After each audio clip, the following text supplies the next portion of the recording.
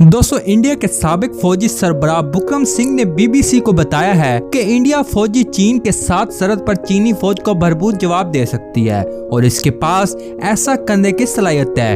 लेकिन इस तरह की कार्रवाई का फैसला फौज नहीं बल्कि सियासी क़यादत करती है। बीबीसी के सवालों के जवाब में जनरल बुकरम सिंह ने कहा, हमें इस हवाले से महतात रहना होता है कि हमारी सलाहियत क्या है और हम क्या कर सकते हैं। हमें पता है कि कई ऐसे इलाके हैं जहां हम चीन को इसी की जुबान में जवाब दे सकते हैं। हम कोई भी कदम उठाते हैं तो इसकी देर पा असरात के बारे में भी सोचना चाहिए। चीन के मामले में वजीर आजम के दफ्तर और वजारत दिफा को ही फैसला लेना होता है, क्योंकि ऐसी सूरत में तसादम में इजाफे का पूरा खदशा होता है। तहम पाकिस्तान के साथ सरहद पर कशीदगी की बात आती है तो इंडियन फौज का अंदाज बिल्कुल मुख्तलिफ होता है। जनरल बुकरम सिंह ने बताया कि पाकिस्तान के साथ कंट्रोल लाइन का मामला बिल्कुल अलग है।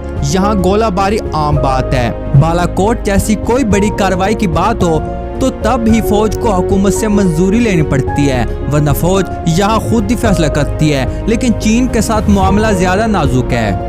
इस साल मई से चीन और इंडिया के दरमियान LAC यानी लाइन ऑफ एक्चुअल कंट्रोल पर दोनों ममालिक की फौज के दरमियान कशीदगी की खबर आई है। पहले तो दोनों ममालिक पूरे मामले में एक दूसरे पर इल्जाम लगाते रहे, लेकिन बाद में दोनों अतराफ से रवैये नरम होते नजर आए। इंडिया के साबिक खारजा सेक्रेटरी शाम सुरन ने हिंदुस्तान टाइम्स में 2 जून को लिखा था कि चीन के साथ सरहद पर लगातार ऐसी चीजें हो रही है जिनका इंडिया सामना कर रहा है, लेकिन इंडियन फौज की चीन की तरफ से पेशकदमी को रोकने के लिए फौजी कार्रवाई या तो करना नहीं चाहते या फिर इसके पास ऐसा करने की सलाहियत नहीं है। उन्होंने लिखा है कि हमें चीन की इस हुकूमत अमली को समझना होगा कि इसी के हिसाब से जवाब देना होगा।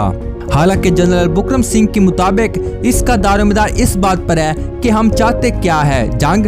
अगर हाँ तो फिर हमें ऐसी मंसूबाबंदी करनी चाहिए, लेकिन जब हमें पता है कि ऐसे मामलात पुरअमन तरीके से हल किए जा सकते हैं तो जैसे को तैसा की पॉलिसी की जरूरत नहीं है। उन्होंने कहा कि अगर चीन अपने फौजियों को वापस नहीं बुलाता और कई माह गुजर जाते हैं तो फिर हमें किसी बड़े फैसले की जरूरत पड़ेगी और हो सकता है कि हमें इसी की जुबान में जवाब देना पड़े। लेकिन हमारा इब्तदाई कदम जैसे को तैसा की तर्ज पर नहीं हो सकता। अगर हम ऐसा करना भी चाहे तो हमें वसाइल की जरूरत होगी।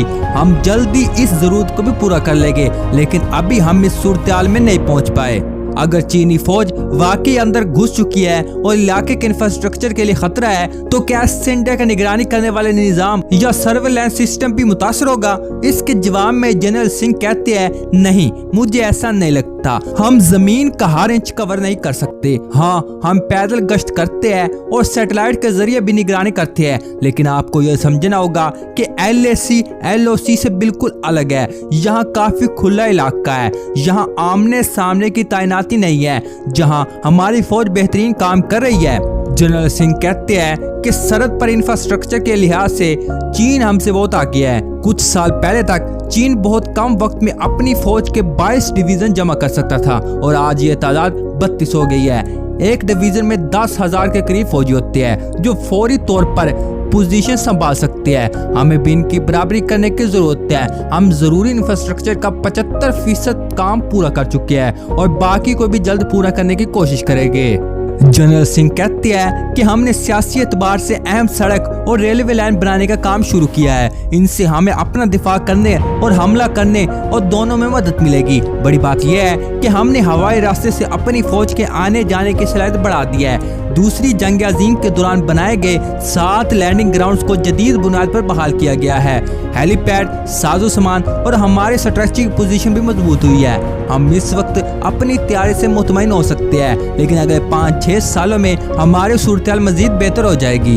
जब LOC पर पाकिस्तान जंगबंदी की खिलाफ वर्जी करता है तो इंडियन फौज मीडिया को खबर करती है, लेकिन चीन के साथ जब सरहद पर मुश्किल पैदा होती है तो फौज की तरफ से कोई भी खबर हासिल करना इतना मुश्किल क्यों हो जाता है? यहाँ तक कि 5 जून को इंडियन फौज ने अपने बयान में चीन के साथ कशीदगी के बारे में मीडिया को क्या से आराई करने पर मुतमना किया है और कहा है कि वो बिना किसी हतमी इतला के खबरें शान ना करे।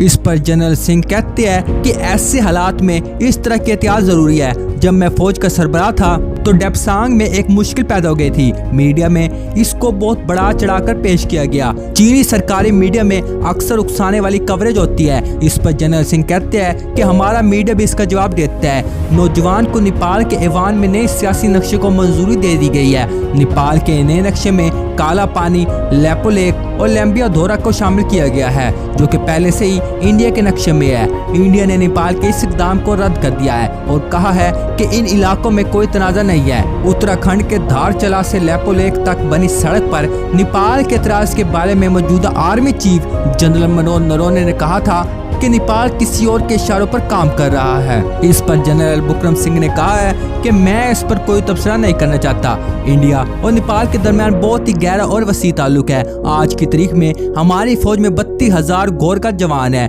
ये सब नेपाली शहरी है। उन्होंने कहा है कि एक फौज होने के नाते महसूस करता हूँ कि हमें खुद को फौजी मामला तक महदूद रखना चाहिए। यहाँ जरूर कुछ वजह होगी, तभी फौज के सरबराह ने ऐसा किया होगा।